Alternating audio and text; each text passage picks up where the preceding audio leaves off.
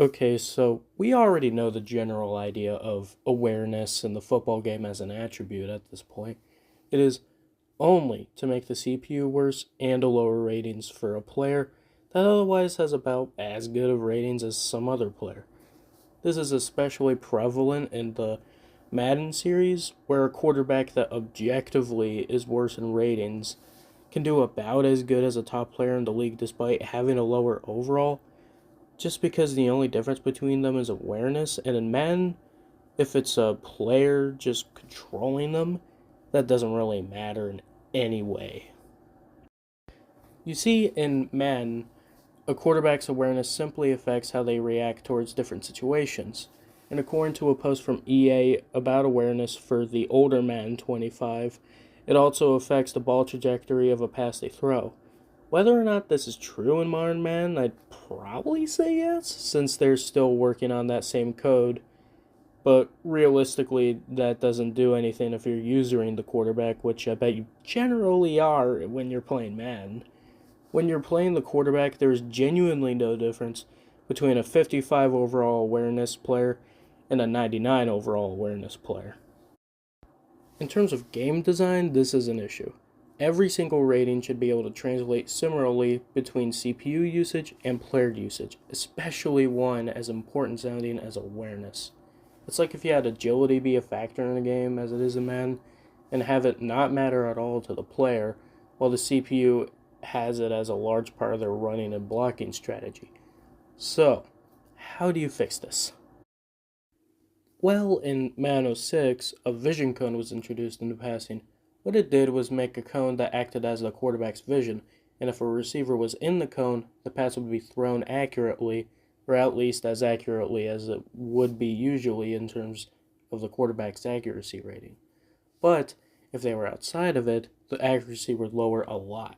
What would determine the size of the cone was the awareness of the quarterback, so the top players in the game, like Tom Brady or Peyton Manning, would effectively have the whole field inside the cone, while players like Michael Vick or Josh McCown would have a smaller cone that barely held a single receiver. This would result in awareness actually being a factor to who you choose to be your quarterback, and it worked in that aspect. Despite that, though, a good many players had issues with it, mostly the casual fan base or the younger fan base of the game, who just wanted to throw bombs and run around with Michael Vick or Donovan McNabb, and to be fair, that is very fun, but it also leads to the question, how can you balance it so it works for the casuals that just want to have fun doing whatever, while also making the veterans of the game happy when they want a realistic and accurate experience to actual NFL football? In the games that had the vision cone, they had the option of keeping it on or off, which is good for everyone in my opinion, but it leads to the question, how can you make it so awareness is important, but everyone is happy with the experience that it gives?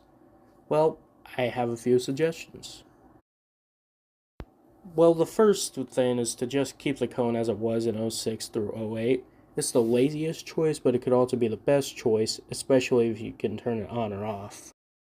A second choice, which I think would be the simplest to add aside for the vision cone itself, as that was already in the game, would be to make it so awareness affects how aware the quarterback, and by extension every player, is during a high stakes situation. For example, 2-minute drill, stadium loud. The awareness affects how composed the players are. A low awareness player could have a multitude of different effects, such as a receiver having a higher drop rate, running back less ball carrier vision and lower carry rating, defensive players having a less than stellar tackle rating, etc., etc. For quarterbacks, however, it could result in a lower accuracy rating as the most obvious thing, but also have things like a higher fumbling chance, play art squiggling, the whole shebang. It'd be similar to a stadium pulse in college football 25, but more integrated towards specific players and would result in more effects. This would result in the lower rated awareness players easily being far worse than the high awareness players. It would be fairly accurate to real life, and it'd make high stakes situations, including playoff games or the Super Bowl, far more important to have high awareness players so they're more consistent. So you may go with a lower rated veteran because they have a higher awareness than a slightly higher rated younger player. Basically, there'd be a difference between a Patrick Mahomes or a Craig Morton. Oh yeah, it would also give any rating for a kicker some sort of meaning aside from power and accuracy, so that would be cool too. A third choice, and maybe my favorite in terms of concept, is instead of a cone, there'd be zones. How it would work is, say you're in single back formation with an average height quarterback, and say you had shorter offensive linemen, and the defense happened to also have shorter defensive linemen. Due to this, you'd have a far easier time seeing the field than a shorter player in that situation, right?